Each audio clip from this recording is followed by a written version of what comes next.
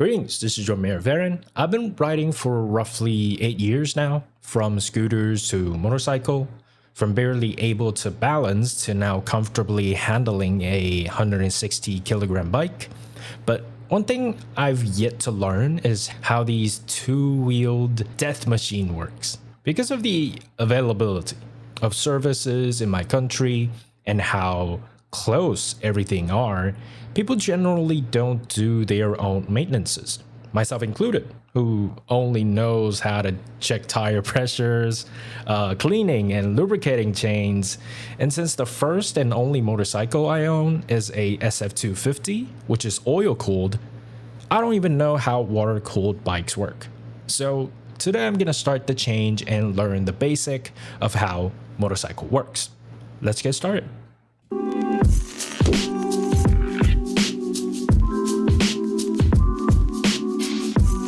An motorcycle is a machine that converts combustion into rotation. Unplug your chick talk for 7 minutes and you'll understand how every part works. Excited? The gas tank is kind of like a tank for gas. There's no combustion without a combustible. On the bottom of our tank is a petcock, which is a... Okay, wait. What is a combustion? Combustion is a high-temperature exothermic chemical reaction between a fuel and an oxidant, typically atmospheric oxygen that releases in the form of heat and light. Chemical reaction of fuel and oxygen. So just burning. Okay, so it releases heat, light. Yeah, okay. Which is a cocky name for a tap. Off, on. Fuel flows through this hose into the carburetor. Carburetor.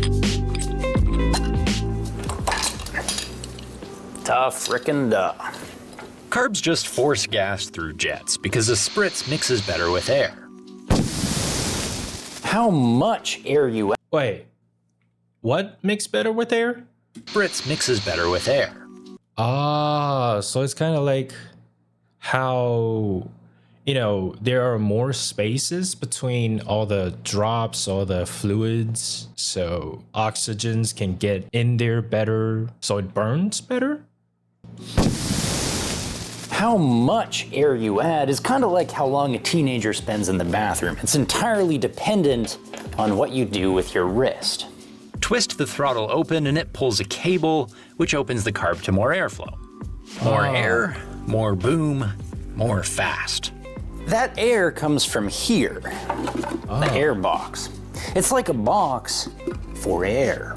By forcing our bike to breathe through the air box, we force it to breathe through the air filter. Otherwise, you get COVID-19 in your engine.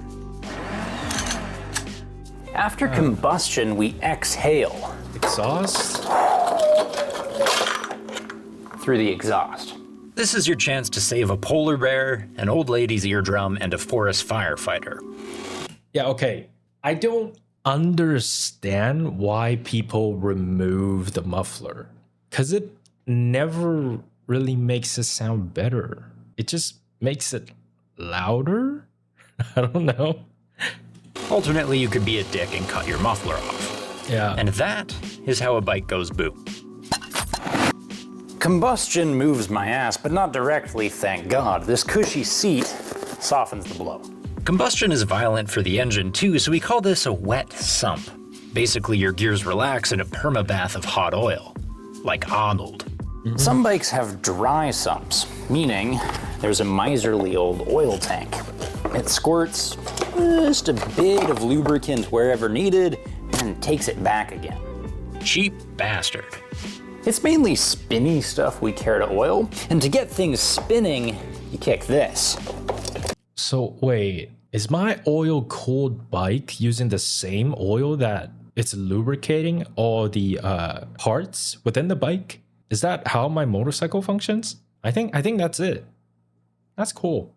Another thing is the oil that you need to change, the one he's talking right now, right? I don't really remember the terminology, but does it get dirty or something? It's all internal, no? As lubricant? Let's see if he explains further. Kickstarter. Kickstart. Now, which cog would you like to spin, sir? First? This is an older motorcycle, right? Because I've never tried kickstarting a motorcycle. I assume it is just a simpler mechanic that lights the ignition, maybe? Let's see. It's a manual lever mechanism used to start internal combustion engines primarily on motorcycles by using the rider's foot to rotate the crankshaft. What? Ignite the fuel mixture. Rotate the crankshaft past the top dead center and ignite the fuel mixture. So I'm partially right. So it's lighter and more reliable, huh? I can't really find anything that like illustrates how it works, but I mean the purpose of it is to ignite the combustion, and it's lighter and more reliable. Okay, that's interesting. Here, electric starters, because I'm wondering why did it, why did our bike turn into electric starters? Largely replaced because they provide instant, consistent starts. To reduce weight, save space, and simplify assembly, as the mechanism requires extra linkage, gears, and reinforced casting that conflicts with modern compact engine packing and styling. So I'm getting conflicted information here. Let me see if I can find some article that talks about this instead of AI. Here it says it's lighter weight. It's simple, it's effective, it's lighter weight without starter and smaller battery, less user-friendly, and repairing can be involved. Susceptible to bending and breaking. Ah, yes. Because you're like kicking it to rotate the entire thing. So what about electric starters? Effective, user-friendly, repair or replacement. I mean, that's the whole bike, right? No reduction due to weight of motor and battery, can be tricky to replace. So it's just more convenient.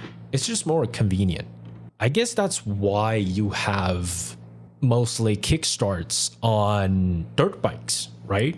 Because you're out there. If you're gonna do a field maintenance, I would assume it's easier to do it on a Kickstarter. Which cog would you like to spin, sir? First? Fourth? You need only boot this lowly servant called a gear lever.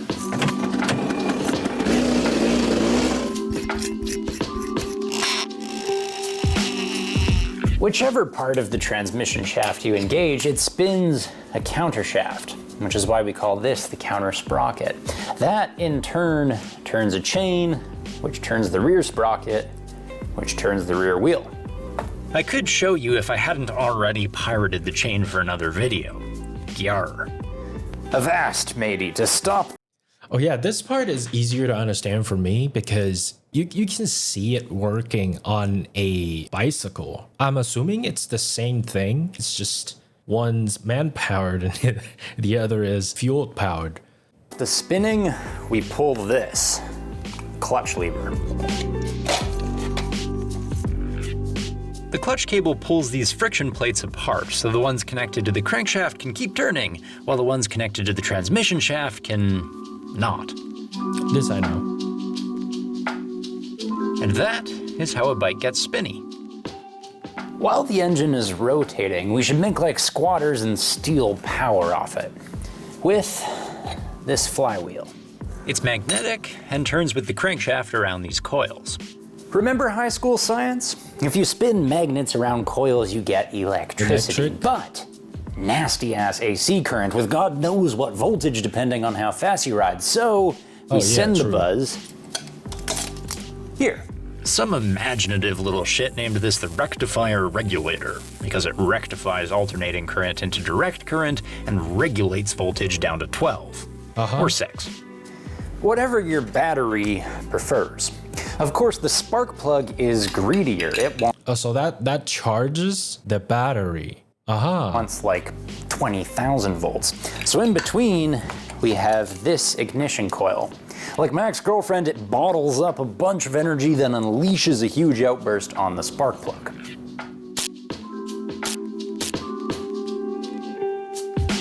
Oh, so that's, oh, okay, wait. So does that mean your Kickstarter wouldn't work if the battery is drained as well? Is that the case? Because in my mind, an electric starter, it would make sense that it requires a battery inside to be able to start the engine or the ignition, right? But what about Kickstarters? Oh, it depends on the design. Older bikes with carburetors, I don't know how to pronounce it, AC CDI ignition, can typically be kickstarted and run without a battery, as the stator generates the spark directly. Modern fuel-injected bike and those with TCI ignition almost always require a functional battery to power the fuel pump. Oh. So the Kickstarter is simply a method of ignition. So older bikes are designed without the battery in mind, so everything kind of just works instantly altogether. So it depends on the design. I guess it depends on how the fuel is placed into the combustion chamber, right? Device used by a gasoline internal combustion engine to control and mix air and fuel entering the engine. So if it's used by this downdraft, the primary method of adding fuel to the intake air is through the Venturi effect. So that's why this works without a battery. That's interesting. That's cool. Our headlight also runs off the battery. As does the speedometer. Speedometer. Now the only hand control we have left is this, brake lever. It pulls a cable, which pulls brake shoes against brake drum. The same thing happens at your right foot with this brake pedal and connecting rod. Now on newer bikes you have pads instead of shoes, grinding against rotors instead of drums, and actuated by hydraulics instead of cables, but it's all the same. Friction slows you down. Yeah, that's the idea. This is just the foot peg assembly. And this is that foot brake I was yammering about. Of course, brakes are attached to wheels. And with no wheels to steer, I have no need for the handlebar that steers them. Nor the fenders, which stop them flinging mud in my face. Nor the suspension, which let him bounce around without bouncing me around. The back is just springs that let the swing arm swing, and the front is just forks.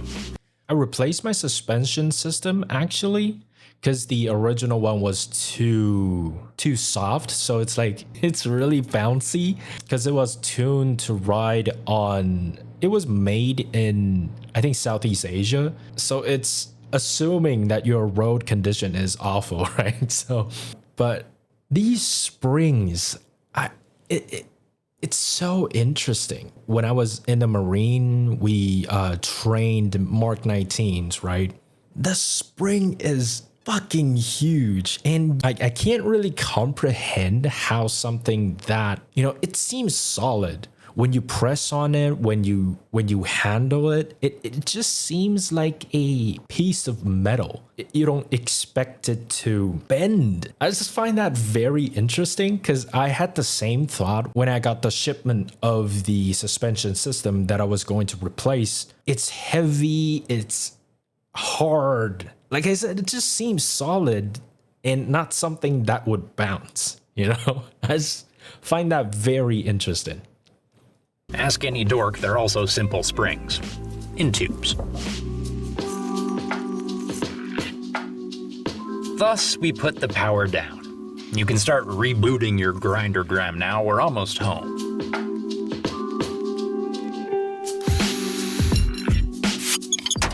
This is the frame. It holds the engine. Our cylinder head is where the spark comes in. Our cylinder is where fuel and air come in. Then bang! Combustion pushes the piston, rotating the crankshaft. And that is how combustion becomes rotation. Which, if you recall, is exactly what this machine is for. And motorcycle. Thanks for watching. You know, another thing that this reminds me of, it's a gun. It's a firearm. You know, it's, I don't know how to explain. And I find it really fascinating that the idea of it is simple and it makes sense. However, the actual, execution and the mechanical design that went into this for it to actually function is insanely difficult, at least for me. So when I was in the Marine in my squad, I think that's a squad team, squad, platoon, company. Yeah, it's a squad. So when I was in the Marine, our squad is tasked with doing all of the weapon maintenance of our entire platoon. So after training, we gather all the weapon. We're tasked to place it back to the armory. We're tasked to do maintenance on it, and also, loading bullets when we're at the range. And all of us, the gun maintenance squad, all of us could take apart and rebuild an entire K2 under, I think I did it within a minute, but that's not the point. The point is that when you really take that thing apart, it reminds me of that, the entire motorcycle design and the premise of how it works. Because before I went into the military, I don't really know how gun works. Because in my mind, it is always something, electric. To me, when you look at a air conditioner, when you look at these very complex electronics, right? And in my mind, that was firearm, like modern day firearm. And it just kind of blows my mind just how over-engineered these things are. Because the idea is simple. Again, the idea is simple, but the way they did it is unimaginable. Yeah, it kind of reminds me of that. For motorcycles, it's just air, fire, electricity, boom, boom pushes the thing down, and that turns a thing. That thing turns another cog. So the cog drags the chain, and the chain drags your wheel, and then you move. Right? The idea is so simple. Same as gun.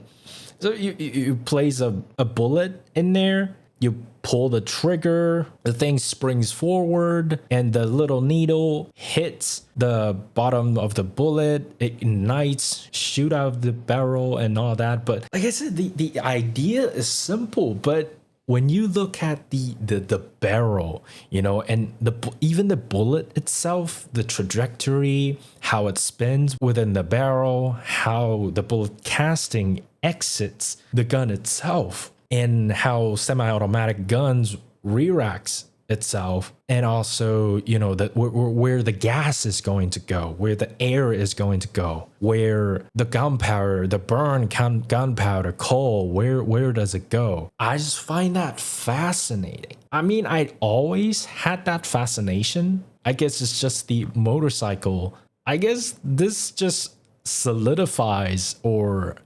reinforced my love for motorcycle, because it reminds me of that so much. It reminds me the same thing, the same fascination of over-engineering a simple idea. That was a very good video. I was able to piece together with some of the understanding that I already have. But again, he made it very clear on like what they do. I'm sure this is a gross simplification, but I think it did a pretty good job of explaining what parts does what, especially the parts that is not as intuitive. So yeah, As always, the link to the original video will be down in the description. I hope you enjoyed the video. I'll see you next time.